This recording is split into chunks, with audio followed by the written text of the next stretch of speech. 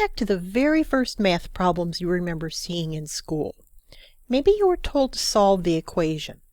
What did that mean to you? Well, for most people, it means find the answer. And in this case, the answer would be 3.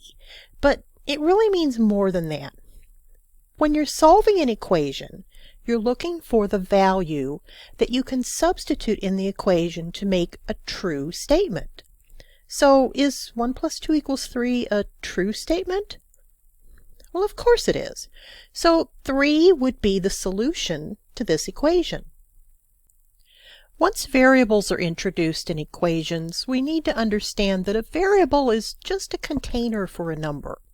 And if we want to solve this equation, we want to find the number that we can substitute for the variable x to make a true statement.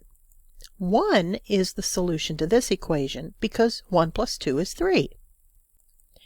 As we move on in our mathematical careers, the equations might get a little more complicated looking. Maybe they require a few more steps to solve, but the basic idea of what a solution is remains the same.